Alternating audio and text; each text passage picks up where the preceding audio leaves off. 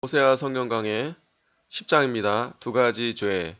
대지 첫째, 종교적 타락으로 이스라엘이 멸망함 1절에서 8절. 둘째, 두 가지 죄를 범할 때 무거운 멍에가 옴 9절에서 11절. 셋째, 여호와를 찾아 묵은 땅을 기경하고 의를 심으라 12절. 넷째, 악을 바깔며 용사를 의뢰하면 멸절함 13절에서 15절. 자, 1절입니다. 이스라엘은 열매 맺는 무성한 포도나무라. 그 열매가 많을수록 재단을 많게 하며 그 땅이 아름다울수록 주상을 아름답게 하도다. 하나님께서 이스라엘을 번성케 하였고 많은 열매를 맺게 해주셨는데 그들이 그 풍성한 것을 가지고 우상을 섬기는 재단을 많이 쌓고 주상을 아름답게 꾸미는 데 사용했습니다. 이 주상은 바알신을 위한 우상인데 석상, 청동상, 나무상 등 여러 가지 종류가 있습니다. 하나님이 풍성히 열매를 맺게 해주신 것은 그것으로 하나님께 영광을 돌리고 하나님의 일을 위해서 쓰라는 것입니다. 그런데 이스라엘은 그것으로 우상을 아름답게 꾸미고 우상 섬기는 단을 많게 하여 하나님의 진노를 쌓았습니다. 오늘날 하나님께서 성도들에게 복을 주셔서 여러 가지를 풍성하게 해주셨는데 그것으로 하나님을 영화롭게 하지도 않고 하나님의 구원 운동을 위해 쓰지도 않으며 돈이 우상이 되고 세상 여러 가지를 우상으로 만들어 놓고 그것들을 더욱더 아름답게 꾸미는 사람이 많습니다. 그들은 빨리 회개하지 않으면 다 망할 것입니다. 2절 저희가 두 마음을 품었으니 이제 죄를 받을 것이라 하나님이 그 제단을 쳐서 깨치시며 그 주상을 헐으시리라. 이 두 마음은 하나님 섬기는 마음과 우상 섬기는 마음을 가리킵니다. 이스라엘 백성들이 하나님과 우상을 겸하여 섬겼습니다. 이것은 하나님을 진노케 하는 죄요 심판받을 죄악입니다. 마태복음 6장 24절에 한 사람이 두 주인을 섬기지 못할 것이니 혹 이를 미워하며 저를 사랑하거나 혹 이를 중히 여기며 저를 경히 여김이라. 너희가 하나님과 재물을 겸하여 섬기지 못하느니라고 했습니다. 오늘날 성도들 중에 예배당에 와서는 하나님을 섬긴다고 하지만 마음속에는 하나님보다 돈을 더 사랑하고 자기를 더 사랑하고 자녀를 더 사랑하고 쾌락을 더 사랑하는 자가 많습니다. 이것이 두 주인을 섬기는 것입니다. 이러한 사람은 하나님을 제대로 섬길 수 없습니다.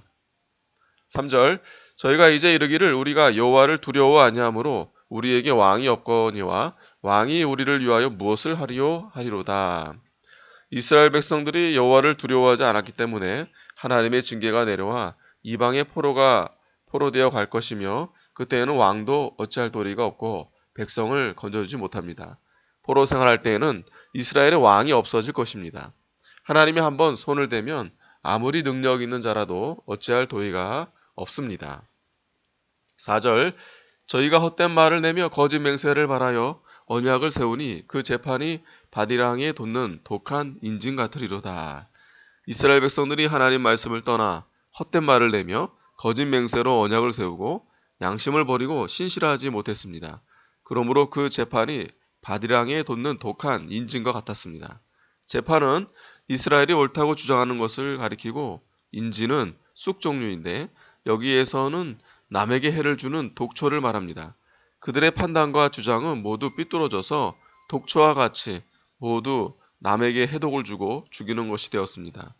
헛된 말을 하고 하나님 앞에서 거짓 맹세를 하는 것은 하나님 앞에 벌받을 죄악입니다. 세례받을 때 서약하고 그 서약대로 하지 않는 것이나 집사나 장로 또는 목사 안수 받을 때 서약을 하고 그 서약을 배반하는 것은 모두 거짓 맹세로 언약을 세운 것이 됩니다. 삭개오는 재산의 절반을 가난한 자들에게 주기로 했고 토색한 일이 있으면 4배나 갚겠다고 했습니다. 그 서약한 대로 실행했습니다. 그러나 아나니아와 삽비라는 땅 판 값을 다 바친다고 서약한 후에 일부를 감추고 다 바쳤다고 속였으므로 벌을 받아 죽게 되었습니다. 복음 들고 아골골장이나 소돔 같은 곳이나 어디든 가겠다 또 무엇이든지 순종하겠다고 서약해놓고 어려운 곳과 힘든 곳에는 가지 않겠다고 하는 것은 거짓 맹세가 됩니다. 5절 사마리아 거민이 베다인의 송아지를 인하여 두려워할 것이라 그 백성이 슬퍼하며 그것을 기뻐하던 제사장들도 슬퍼하리니 이는 그 영광이 떠나감이며 그 송아지는 아수르로 옮겨다가 예물로 야렙 왕에게 드리리니 에브라임은 수치를 받을 것이요 이스라엘은 자기들의 계의를 부끄러워할 것이며 벳 아위는 베델의 별명인데 헛된 것의 집이라는 뜻입니다. 베델, 하나님의 집에서 금송아지를 만들어 놓고 섬겼기 때문에 베델이 벳아웬으로 변한 것입니다. 아수르가 쳐들어와 그 금송아지를 빼앗아 갈 것이며 그때의 백성들과 제사장들은 슬퍼하게 되며 하나님의 영광이 떠날 것입니다. 그때 에브라임은 수치를 받고 자기들의 계의를 부끄러워할 것입니다. 계의는 사람들이 모여서 계교를 베풀고 계획을 세우는 것입니다. 그들이 아무리 좋은 계의를 하였다고 해도 하나님께서 원수들에게 붙이고 금송아지를 아수르로 옮겨가게 할 때 그들이 부끄러움을 당할 수밖에 없습니다.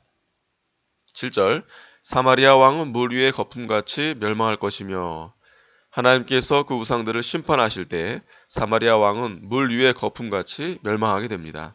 이는 범죄한 왕과 나라와 백성들이 멸망받을 것을 가리킵니다.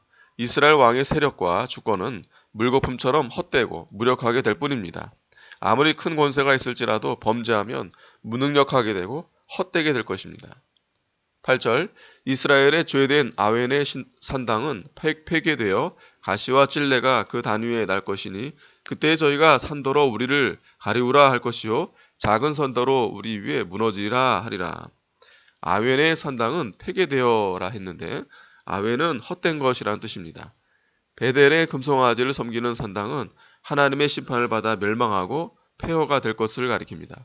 그때 베델은 아웬이라고 불려지게 될 것입니다.